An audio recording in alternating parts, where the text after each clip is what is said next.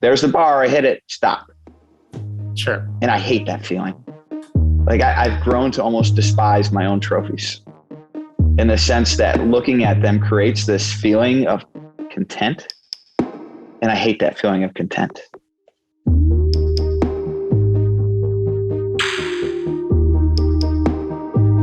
I don't know very much about racing, so I'm going to say this up front, but sometimes I find that you learn more about the things you have no idea about than when you have the pretension of knowledge.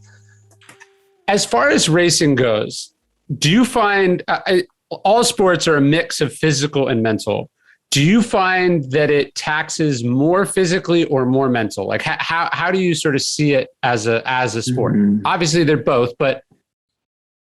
So I get that question a lot, and I love to tell this story, and I hope this person doesn't one day want to beat me up for telling this story, but I'm gonna share it. Yeah, because I respect him. I'm going to qualify this. I really respect him.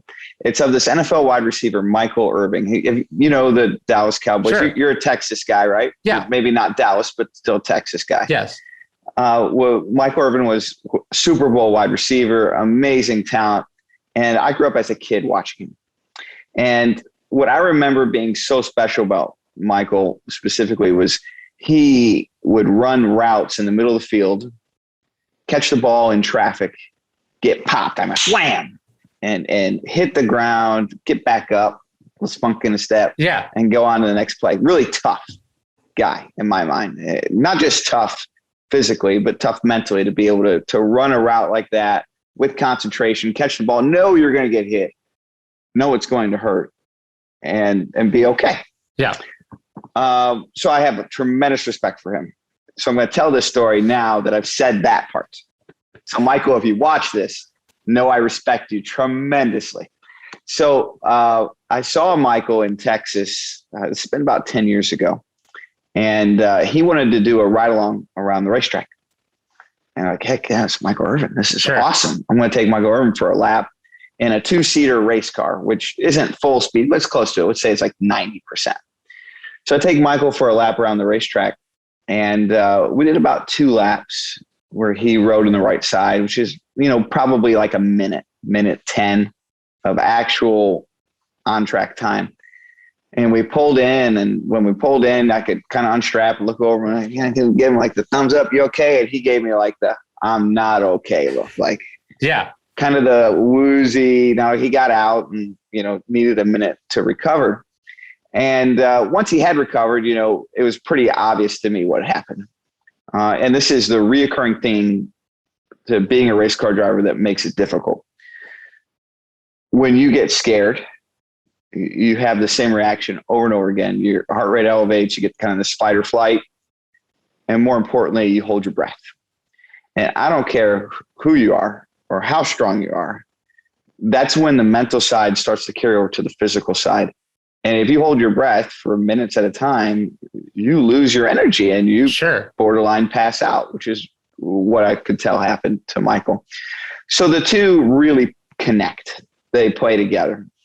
And as I've gotten older, this has come more naturally to me, especially as a race car driver, but in other areas of my life. I've gotten to a spot, Ryan, where I'm kind of able to, quote unquote, turn the fear off like a light switch. Like, I'm in the car. Look, I know something can happen to me, but you know what? I'm okay with that.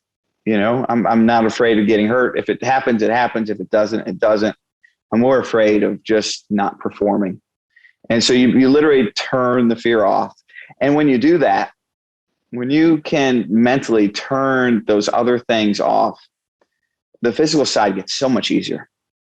And I tell people all the time that if you have the right mentality, if it's a nice day with respect to not an overly hot day, if your car is handling really well, I am convinced that your average 12-year-old could do my job. The problem is those days are very, very seldom. You're almost always fighting something with the car. You're almost always fighting, it's a really hot day. You're almost always fighting, hey, I'm going 200 mile an hour in a pack of cars. And what was that guy doing? I don't know about him. I'm a little nervous about him. There's some kind of situation I'm not comfortable with. And so there's all these things that play into it. So when people ask me about the physical and the mental, it's really difficult to create like a percentage base, like 75% mental, 25% physical. Because honestly, if you can have the right mental mentality and you have these variables under control externally, the physical side is a very low percentage of what I do. It's just the reality is in very few situations can you control those variables. And you do the best you can to control what you can control when you can control it. You take a sport like golf. Obviously, there's a huge physical component to golf, but what's fascinating about golf is like the harder you try at golf, the worse you are at golf. So is there an element to what you do? I've got to imagine where it's kind of about getting into a flow state, not thinking about all the things, because probably what Michael Irvin was in was a sort of a hyper aware state of a lot of things that you're able to turn the volume down on because you're familiar with them. Yeah, you clear out the noise. Turn the volume down is a great way to put it. You turn out the noise, and some of that has come over time. I'm not going to tell you I've never been scared in a race car. It happens. It had a wreck earlier this year that I wasn't in, but the car in front of me, got up in the air and started flipping. And, in the moment, it didn't scare me. But, a few seconds later, I was like, wow, that was really bad. And I was right there. And if he had come down at this angle, it could have been, lethal, right? So you do have those moments where you just try to turn down the noise. That's a great way of putting it. Yeah, that's and the physical element for what you do is like the physical element of a fighter pilot. Like they're not making it go fast, but they are being jarred, and you're enduring the G forces and the stress and the glint of the sunlight. I imagine for you the physical component is it's a lot of it's the endurance, the ability, like the pain tolerance. Yeah, I'm basically the computer of the machine. It's man with machine, and I'm the computer. There's very few onboard computer systems in our cars, which is intentional, by the way. Over the years, we've had all kinds of opportunities to integrate technology of that sort, and we've consistently said no.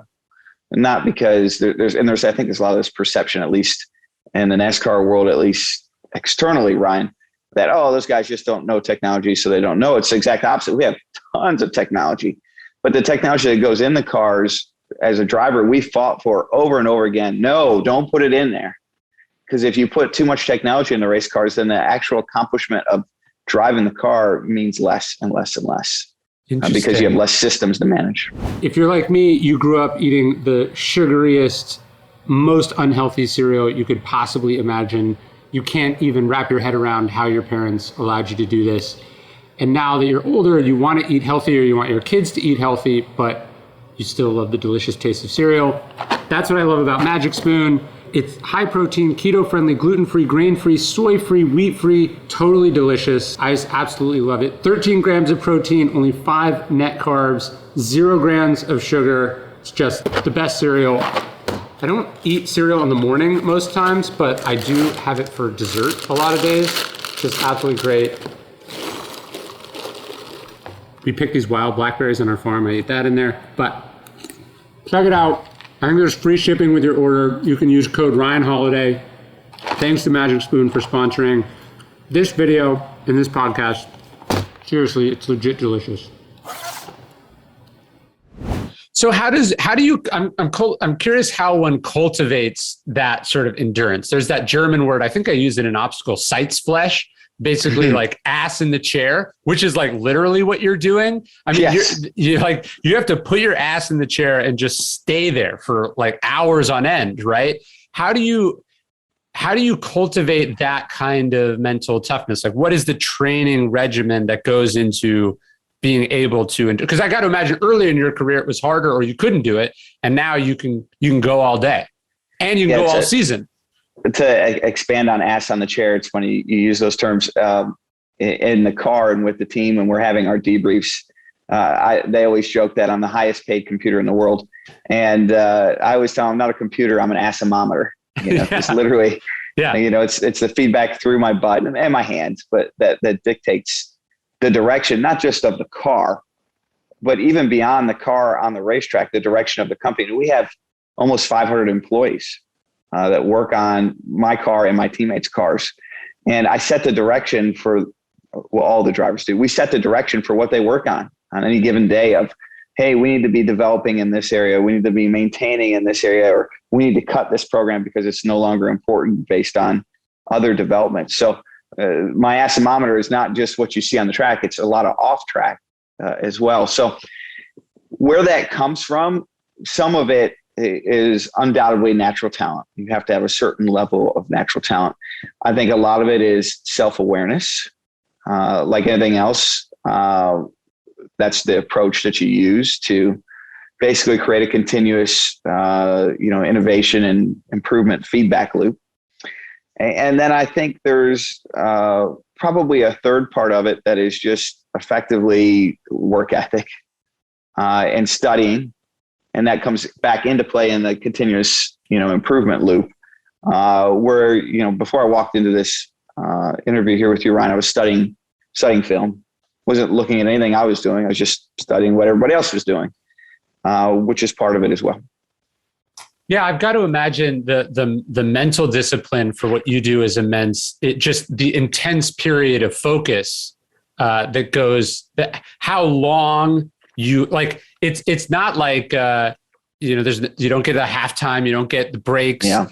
Just to be locked. Like when I sit and I think people think, for instance, that writers write for long periods of time. We actually write like 2 hours of consecutive writing would be a lot, right? So I might write just 2 or 3 hours a day. That's it. Because the mind can't actually concentrate that long. And I was just recording the audiobook to my next book.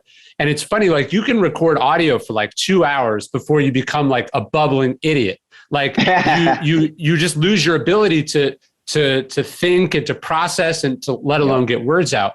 So I've got to imagine the marathon for you of maintaining focus when the stakes are so high and such a low margin for error, not just as far as winning, but you could cause a crash and get hurt. It's interesting because I'm going to play off what you just said there and say, yes, I agree. But Ryan, when I'm driving the race car, I've always felt like, and you hear this term all the time, in the zone, right? Yep. And somebody asked me to define what that meant to me at one time. And I told them I can always tell when I'm really in the zone because after the race, I don't remember the race. Sure. Like I don't remember it.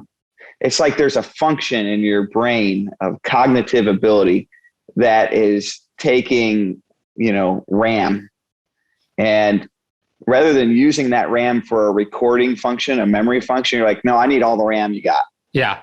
And like the memory side is gone and it's not recording. And when I get out of a race car, when I'm feel like I was really in the zone, I don't remember the majority of the race that I literally just participated in. Yeah. Couldn't tell you anything. I mean, literally like, and I'll get a question from a reporter, at lap 135, you made this move, And I'd be like, tell me more. Yeah. Yeah, go ahead. And sometimes I feel bad because I think the reporter or even a team member might think I'm being rude, but I literally don't remember it. Like when you're in the zone, I feel like that piece of your brain just goes away and you are just, clawing for every bit of RAM that your brain has to be able to stay focused. And yeah, I think Yogi Berra said it's impossible to think and hit at the same time. I don't think, and obviously anyone that drives, when you're learning to drive, you're like, I got to check. But as you do it more, this becomes second nature. And if you actually were conscious of all the things that you were supposed to be doing, you'd probably be a terrible driver. I mean, anyone. So you have to get to a place where you turn off the mind, but ironically, you say turn it off, but you're really turning it on because you're letting it do what it was trained to do and you're not getting in the way.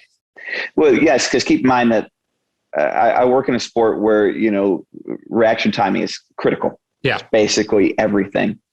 And if you're thinking about something related or unrelated, it's like you're stealing from that part of your brain. Yes. And effectively why you do things like film review is so that your reactions are immediate. Like you recognize things happening really, subconsciously before you recognize them in a conscious state. Now, ultimately, you come back and you recognize them in a conscious state. And ultimately, you also want to find yourself in a spot to where you're making conscious recognition of things that you didn't, perhaps come into the event prepared for. So you want to make space for that, but they're always in contrast, tension with each other. And it's one of the challenges of the job. And that's why I said earlier that, on a perfect day, the task is not that difficult, because on a perfect day, everything went to plan. Right. And so you don't have this tug of war between the reaction time, subconscious part of your brain, and the conscious part of your brain saying, oh, I need to pick up on this because later in the race, I'm going to need that. How do you practice what you do? Like, I get how a football team practices. I get how a musician practices scales. Like, how do you actually do? And I get even watching film, but do you run scrimmages? Like, how do you practice what you do? Well, on the physical side, I think you're a fairly fit guy, and I think you know a lot of different practices. So you probably have heard of high intensity training. Of course. The concept is for your body, you do real quick ramp ups, slow down a little, not a lot, ramp back up. It's just basically keep the heart rate elevated. Yep. Basically interval training without, a large drop. Yeah. And there's incredible science behind that, right? That shows time and time again that, hey, maybe running marathons is not the healthiest thing for you. You could accomplish the same thing with high intensity training. Yeah. I feel very much the same way with the brain.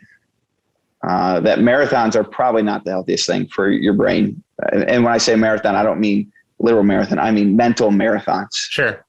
And I've had the most success mentally training effectively in HIT way, high intensity training for the brain, which would be, all right, pick a cognitive function, and there's all kinds of them. They're not hard to find. That is really intense, that is in short bursts with very small intervals of rest in between. And that to me has shown the best training. Like, what's an example? So how does that work? So example, there's a lot of brain training games, apps, et cetera, that you can do that are exactly that I've had the most success with, that require you to use multiple parts of your brain at the same time, whether it be recognition or whether it be subconscious movements at the same, and you want those to be at the same time. At least in my experience, that's what I've had the most success with. And so those two pieces of your brain are fighting against each other, right? I need memory for recognition. No. I need RAM for, hey, I need to do this repetitive movement that's very reaction time based. And what about racing itself? Is it in a simulator? Is it on the track? Or is it just like the race is enough and you don't practice the race itself? Yeah, there's a lot of different ways you can practice the race. Ultimately, most of the simulators to date are like 98% accurate at best. And winning and losing really falls in that last two. Sure. And so I've really shied away from them quite heavily because I would build considerably bad habits. Right. And I found more success over film review of actual events and over, practice and things of that on the real racetrack. And I got to imagine, though, just the experience, like there's probably nothing that trains like the races themselves. Because a lot of problem with the simulators is you have no fear. Because, and this has always been a huge issue with simulations in the motorsports world, is fear is a huge inhibitor. And it takes, again, a lot of cognitive function away from you. And when you remove that, you find yourself making riskier moves, which aren't realistic. And you find yourself with more bandwidth to operate, which again is not realistic. Have you seen the movie Sully? About landing the plane on the Hudson? Oh yes, Sully, yes. Yeah. There's a language gap there. Yeah, so I live in North Carolina, and my southernness is coming out.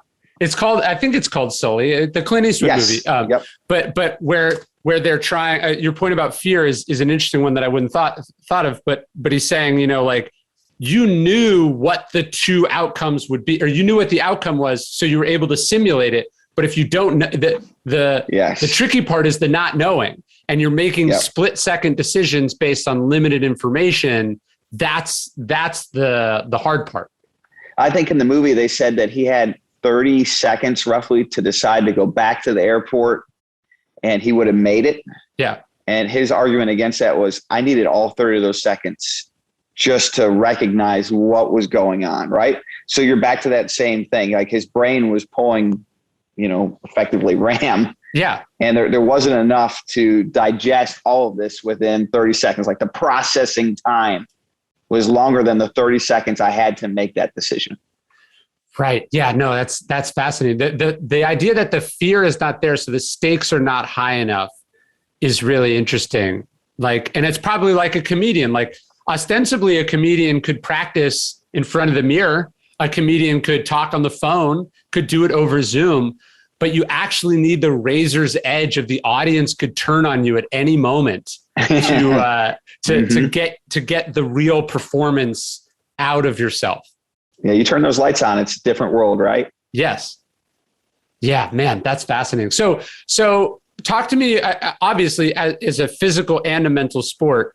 And all sports are along this trajectory, but racing seems a little different. But so you have youth, you're in peak physical condition, and then you're declining, but your cognitive ability and your mastery of the profession, they're intersecting. So how do you see yourself on that trajectory? I've got to imagine you're getting older. You've done this a long time, but you're accumulating hours of experience and mastery of the profession at the same time. So how do you feel in the car? Yeah, that's a really interesting, and it's something that I work on and think about almost every day. So there's a lot of studies on race car drivers about when their peak is, and sports in general all have different peaks, right? Right. Where there's an intersection, just like you said. You look at someone like Tom Brady, that's part of what makes him so impressive. He's way past the precedent. The physical has declined, but the other has increased. His mental has continued to increase, right? But he's been able to keep enough physical prowess to where he's really just latching on to all of his cognitive ability and experience, and making the most of it, but having the physical skill set to still do it, right? Right. Which is super impressive. Wow, amazing impressive. I think I saw something at the end of next season, assuming he plays next year, he'll be the oldest NFL quarterback to ever start a game. Right. Which would be, again, incredible. But where I was going with this, Ryan, is, racing research has shown consistently that age 39 is like peak intersection. Right. And there's some really great studies on that. Now, there are a few people that broke the mold. So there was this driver, Mark Martin, who competed into his 50s and was still competitive, almost won a championship. And he kind of if there's a data set, he's an outlier. Yeah. Right. On that side. And then there's people everywhere in between, but generally speaking, 39 is like the peak spot. Now, there are race car drivers that have come in at 18, 19 years old and had success. The youngest race winner in the history of sport, I think, is somewhere around 20 years old. But no doubt they have a hard time being successful on a continuous and routine basis. And generally that doesn't seem to happen until your late 20s, early 30s. And I think even though statistically there's knowledge that late 30s is your prime, I think most car owners look for race car drivers that have a fair amount of experience by their late 20s as being right when you want to latch on. Well, and I think you go to Tom Brady, it's his mastery of the game and this is a physical thing we don't talk about enough, but he's also managed to preserve and protect his body. So like the discipline, I'm thinking about this for my book about how are you disciplined about your discipline, right? So, Greg Popovich famously popularized the idea of load management in the NBA, like knowing that if we're going to be the same team that goes deep in the playoffs every year, we got to be able to manage the load on these guys or they're going to wear out. I think what's part of the reason that Tom Brady he's tough enough that he's able to get rid of the football before he takes hits, right? Which some quarterbacks might think that's a lack of toughness, but he's running more of a marathon as opposed to a 5-year career sprint. So the ability to be like, I'm going to reduce the wear and tear on my body, on my mind, on my team to be able to go the distance, that requires a different layer of discipline. Absolutely. I look at Tom Brady and I've spent a lot of time actually studying him and what makes him successful. And And what actually stands out to me as being so interesting about him is he's known as kind of a dink and dunk quarterback. Right. Where he'll throw quick, short passes and beat you with it with a 3-yard pass that ends up being 7 or 8. That is super accurate and hard to defend until the defense starts to kind of effectively lay up to guard against it. And then he'll buy time in the pocket because of the defense you've called, and then he'll throw over top of you. Right. And it's a really interesting concept that, I think he deserves a lot of respect for, where you see other quarterbacks that are just, hey, I'm going to physically outman you. I'm going to, throw the ball deep. And, if that doesn't look right, I'm going to scramble and take a big hit and get up, but my career is going to be shorter. Right. And they're never able to take advantage of the cognitive gains that they should be making with reps because they physically deteriorate too fast. And you look play at style. You look at how many injuries are caused in all different sports by overtraining. I forget what the Olympic swimmer who is suffering from overtraining syndrome. I think that's a thing that, especially with the pandemic and remote work, I think other people are going to have to start realizing is like, if you don't have balance and you don't have the discipline to say like, I'm calling it a day, I'm stopping, you're going to burn out. Absolutely. So, one of the sports that I really love to play, not that I'm good at it, Ryan, but I love to play is tennis. Yeah. I love playing tennis. There's not a lot of fear in tennis, but that said, there's a lot of hand-eye coordination. There's outside. Some people I'd be afraid to play tennis against. Yes. Okay. Fair enough. I don't play against those people, Ryan, but you probably get the point. But I just love playing tennis. Sure. I'm not particularly great at it. I'm not trying to be great at it. I get a great work out of it. I love the hand-eye coordination. It's perfect for what I do. But I'll play it, twice a month. And every once in a while, back to discipline, I'll have this like, oh, I really love playing tennis. Let's play, every week, for 2 days a week. And then, of course, like I start to feel fatigued, right? I get in the car and my feet are a little bit sore, or, you start to, your wrists and knees or elbows, whatever it might be. Like you get fatigued, right? All right. So even though this was a great workout, physically and mentally, time out. It's not feeding the ultimate purpose, which is to be the best race car driver I can be. So then you kind of have to walk away from it, which is a total bummer, right? But that takes discipline to quit. Yes. It can take discipline. It takes discipline to recognize what was the end goal here. The end goal was to be the best race car driver possible. And when it begins to do a disservice rather than a service to it, you have to wipe out any of the dopamine rush or, what do you want to call it? The enjoyment you get out of that exercise and remember the main goal. Have you read The Inner Game of Tennis? No, I haven't. Okay. So one, you have to read it if you like tennis, but I believe it's Tom Brady's favorite book. So really? Yes. And it's exactly what we're talking about. He says you basically can't think and play tennis at the same time. You have to get to a subconscious level. It's a fascinating book. I think you would really like it. Thank you for the recommendation. I'll put it on my list now. Well, I was going to ask you about reading because that's how we got connected. You're clearly a big reader. Is that another thing you do as far as training the mind, or is it more training your sort of like what role does reading play in being the best race car driver in the world? The number one reason why I read is to be a better leader.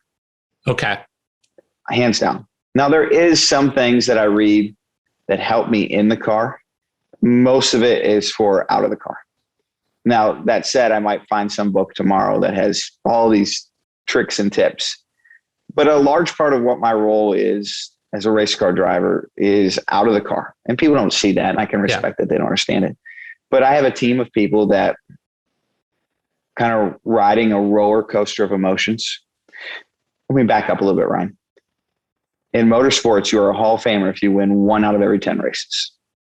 Like it's one of the lowest averages in all sports. Right? Everybody talks about baseball. 300, Hall of Famer. Motorsports, like 100 is Hall of Famer. It's super difficult to win a race. It's a lot of competition. You're competing against 40 guys every week. There's only one winner. 10% is amazing, phenomenal. Okay, that means you have way more bad weeks than good weeks. Even if you're a Hall of Famer, 9 out of 10 weeks, you did not win. Yeah. And so you have this team around you of people who are they're going to feed off that energy. And that energy is always going to be the same of we've got to improve. We've got to improve. What did we learn this week? How are we going to apply the lessons, right? And it's this really tight feedback loop because it's weekly. We compete 35, 36 weeks a year.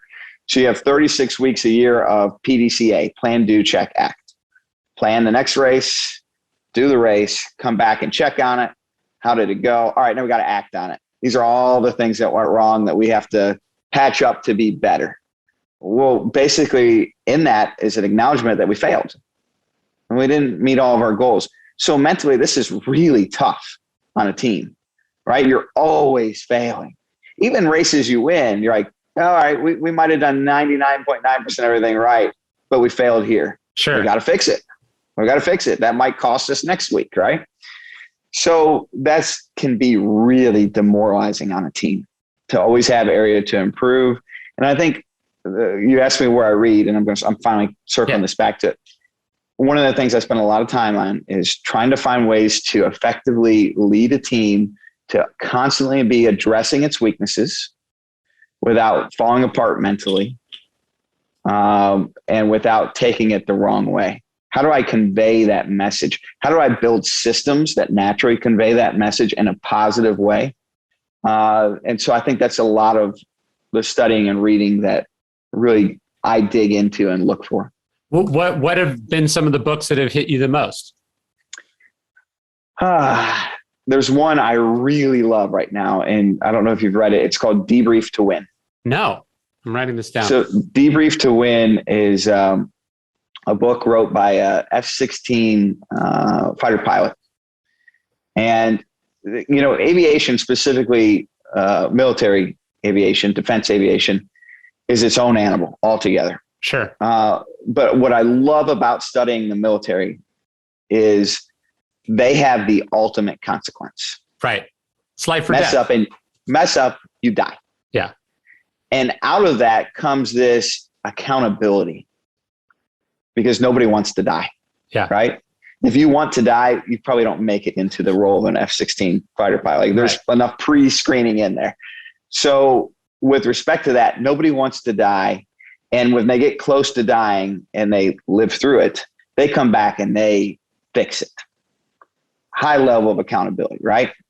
And that's not just an F-16 fighter pilot, anywhere in the military where you're in combat, right? And so they've created all these different systems of, again, like Debrief to Win really documents of how do we learn from our mistakes, apply them in a format that is very transient, right? Fighter pilots come and they go. You hope the reason they come and they go is because their time ends, but they're retiring. They're retiring, yes, but not always, right? Yeah. And there's hard lessons. What do you do when someone passes away in an accident and now you've lost the entire morale of the team, confidence, et cetera, right? They've lived these experiences for almost 100 years and have really iterated the process of how to work through that. And Debrief to Win is a great illustration of that. The consequences are admittedly slightly higher than motorsports. Sure. But that's good. I want to learn from someone who has a format that's better than me. I don't want to play down. I want to play up. So it's probably one of my favorite books of all time. Have you read, I used it as a source in Ego is the Enemy, but given your interest in military jets and then also leadership, have you read Boyd, the fighter pilot who changed the art of war? No, but I'd love to. That sounds right up my eye. He's one of the great fighter pilots of all time. He fights in Korea. He was called 42nd Boyd because he could basically take anyone down in 40 seconds. But he then becomes a fighter instructor at Nellis. But then he goes into the Pentagon where he becomes sort of a bureaucratic fighter. So his job, how do you get stuff out of a broken, flawed, complicated, slow ass system? And he basically, he is the inventor of the F-15 and the F-16. He rams them through bureaucratically. So he was this sort of reformer and sort of whistleblower. Is a fascinating person, but I think one of the great leadership books of all time that you would really, really enjoy. I'm glad we're recording. So I can come back and watch this. I'll follow up. It. Yes. Do you watch film? Well, now I have to ask you because I can't do it. Do you watch film of your own appearances? Like, all the time.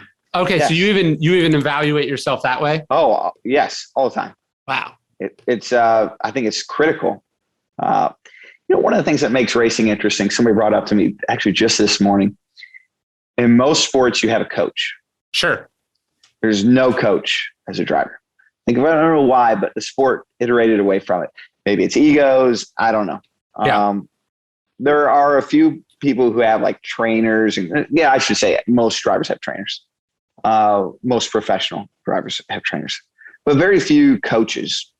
And I think one of the issues or reasons behind that is like unless you live it as a driver, kind of like you don't have a lot of credibility. Yeah.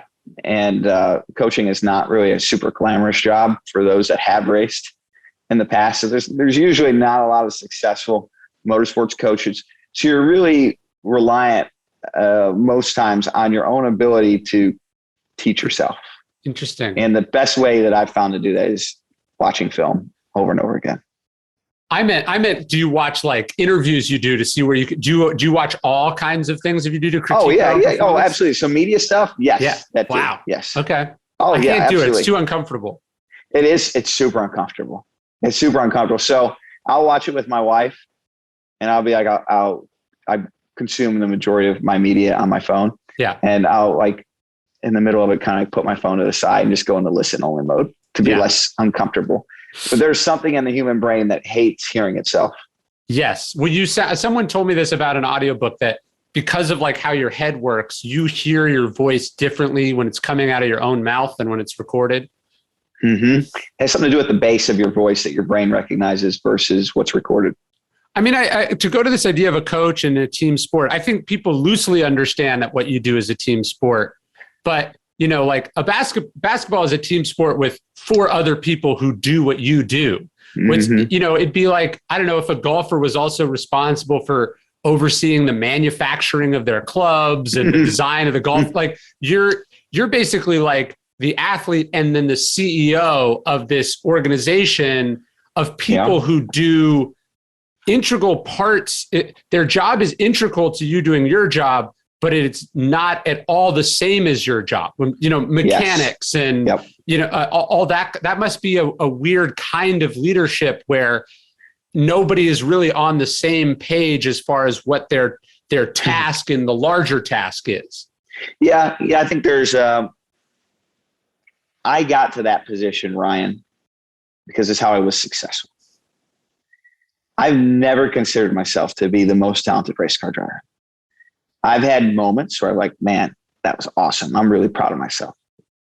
But I've never sat back and said, oh, I'm the most talented race car driver ever. So through the course of my career, where I started to find success came through being a good race car driver who had great leadership abilities. And that meant being able to iterate, being able to, recognize patterns, and then effectively play ahead. Now, in a perfect system, I wouldn't have to do that. In a perfect system, there would be all these people around me that did that, and everything clicked and was miraculous, et cetera, et cetera. That's a lot easier said than done, because recognizing again that the tools that are limited for the team to work with respect to recognition patterns, onboard telemetry effectively, they don't have a lot of tools to analyze, and they make a lot of great decisions, and you can make a lot of great decisions with good info, but when you don't have the complete information, you're bound to make some bad ones too. When, to your point about racing, when everything is going well, a kid can do it. The problem is things are rarely going well, not just weather, but people have personal issues and egos come in. Like when you're dealing with a large amount of people doing a complicated task, there's an infinite amount of complication, and leadership is about trying to get the most out of the imperfect set of variables that you can at any one moment. You go into being a leader, those who've never led before, at least this is my experience and the people around me that I've appointed in leadership positions over the years, You go into being a leader thinking it's about making decisions. Don't get me wrong, but you think it's decisions like, oh, this is what we're going to work on today. Once you really become a leader, you learn that it's not, yes, a lot of times it's that, but it's mostly not that. It's mostly you're managing fires.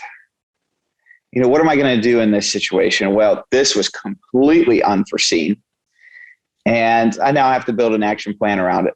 And I gave somebody an example just last night of, someone I was interviewing for a leadership position, and, they asked me about it, what their roles and responsibilities. I said, be ready to make, day-to-day decisions that are what you think they are, but be ready to make day-to-day decisions that aren't what you think they should be. Sure. Be ready to make a day-to-day decision of so-and-so employee, direct report is going to be out for the next few weeks. And their reason just doesn't sound right.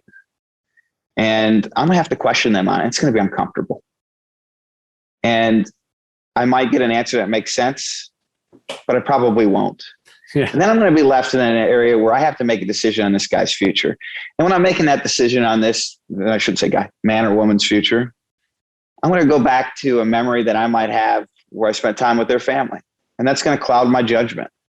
I'm going to go back to, if I make this decision, let's just say I don't make a decision here and I just let this play out.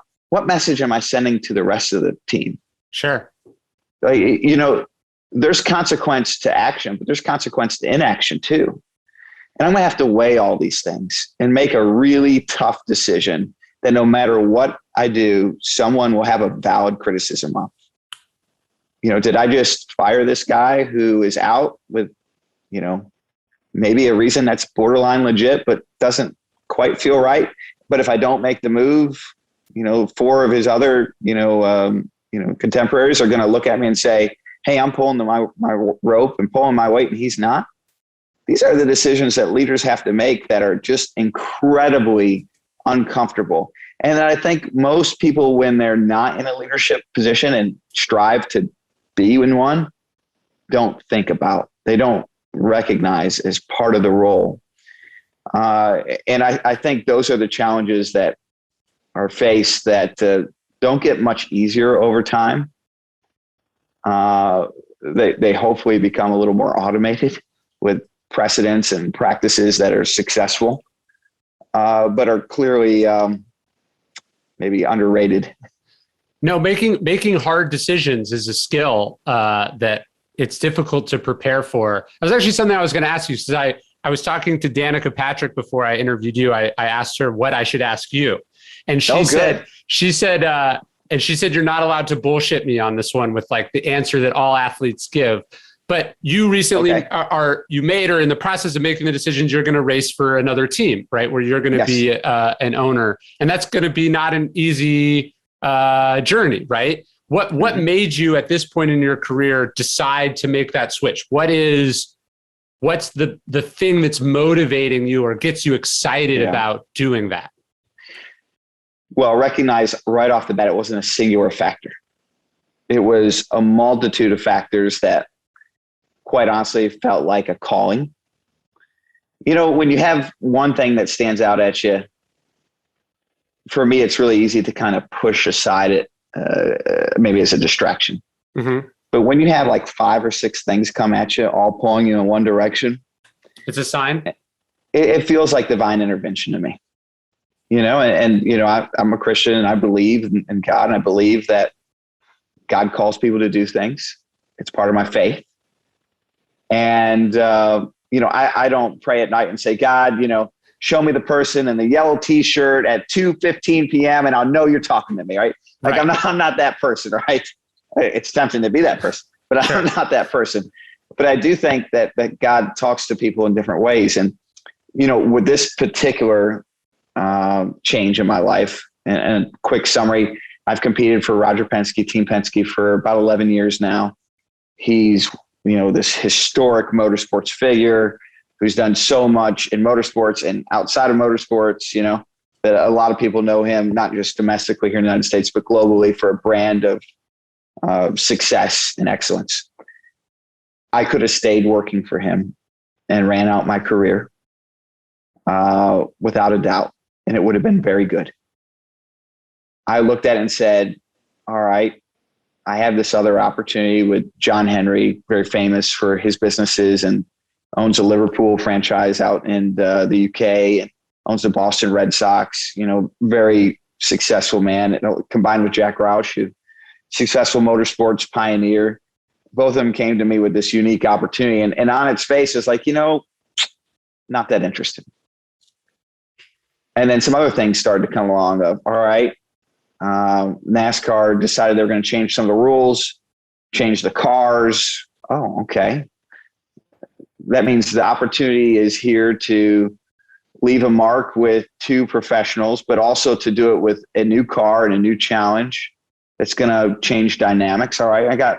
So two things that are very good. All right. Then the third piece came up where they said, well, hey, not only will we let you or want you to compete for us as a driver, we'd be interested in you having a role as a leader. Like, oh, so now I have an opportunity to grow as a leader. All right. And here's a leadership position that's formalized within the company. Okay, that's exciting. Oh, and by the way, we'll give you, an equity stake. Like, oh, wow. So now we're up to like 4 things. Right. Right. Like, and then there were some other pieces that happened. And I know Danica said I can't bullshit it, but the timing's not right for me to fully disclose it. There were some other pieces that happened behind the scenes with some contract negotiations that I was having with Penske at the time. And I was like, I just feel like all these pieces are God telling me that I need to take this opportunity. And if I don't, I really feel like I'm missing out. And when I look, people ask me all the time, what drives you? And it's a really simple answer that I think is very complex. But what drives me, Ryan, is to live up to the potential that I feel like I've been given. So there's a lot of talk in this world that we live in today about equality, about equity. The reality is, and you find this out very quickly when you have kids, that we're all different. Yeah. Right. We really are. And with that comes different potentials. When I was a kid, Michael Jordan was in his heyday. I wanted to dunk a basketball so bad. I'm going to tell you, I never got close. Not even like within a foot of the rim. And I practiced in the backyard. I'm never going to get there. That was not the potential given to me from God. Sure. But God did give me a lot of potential to be a leader. God gave me potential to be a race car driver. And I felt like my situation at hand where I was at Team Penske didn't give me an opportunity to fully recognize that potential. I had the opportunity to recognize a lot of it, but not like all the way. Sure. What's difficult is I'm making assumptions on what my potential is. Sure. And I'm saying, hey, look, I feel like I was at 80% of my potential. I feel like I owe it to God for this blessing I have to live my life in this day and age to try to find 100% of my potential. And if I take this opportunity and I fail because it was above my potential, then I know. Like I know where my line was. And now that line moves, right? As we get older, some of that potential changes. We just talked about it. Your physical potential goes down as you get older. Your mental potential goes up. I feel like my mental potential has increased at a rate further than what my physical potential has decreased. Sure. And so that has set this, we're in the middle of the Olympics, but this has set this bar, right? This high jump bar that has elevated and put me in a spot where a new opportunity was seemingly reasonable that I should pursue. And that was a lot of word soup. But rationale wise, basically what I said to you is, I want to feel like I'm at 100% of the potential that God gave me and that I'm striving for that. And, my spiritual beliefs drive a lot of that because I believe that as part of our calling is to continuously grow as people in all aspects, physically, mentally, spiritually, professionally, personally, you name it, right? You should always be trying to grow. And I think, the easiest recognition of that is when you have kids and you see them grow. And with this comes this, and it's very common, I think, in Western society, this belief that, all right, I'm going to go to college. And when I get out of college, that's it. Education's done. Right. Give me a job. And this is a trap that I think so many people fall into. This idea that your education ends the second you leave whatever it is, high school, college, a master's degree, a bachelor's degree, whatever it is. Like you set this bar where you're like, growth, this is my growth bar. I don't believe that. I believe the growth bar should be moving, and that's sets a potential line that you should be trying to fulfill with the things you do in life. So in short, you went towards the challenge. You went towards the absolutely growth. head on. And with the belief that if I didn't, quite frankly, I wouldn't be living up to God's word and, his provisions to me. Well, yeah. And I think sometimes it's easy for people to associate success with external results, right? It's like, hey, you won this, you got this, you're paid this, which is all nice. But I think you find that the great athletes, the great writers, the great leaders, they're motivated by what you said, which is, am I fulfilling my potential or am I stopping short? And sometimes sometimes the decisions you have to make to get to that next level, they're painful and difficult, and they require leaving some things behind. And they can be poorly understood, and they can end in abysmal failure also. But you can't not do it. I'm willing to accept the risk. The risk I can't accept is not trying. Yeah, that is what I can't accept, and I look at that all the time and say, and there's action in it too. Don't get me wrong. I mean, I get a dopamine rush like anybody else. I'm not going to hide from that. I love it. I love what I do. I love competing. I love the opportunity. I love the challenge. We're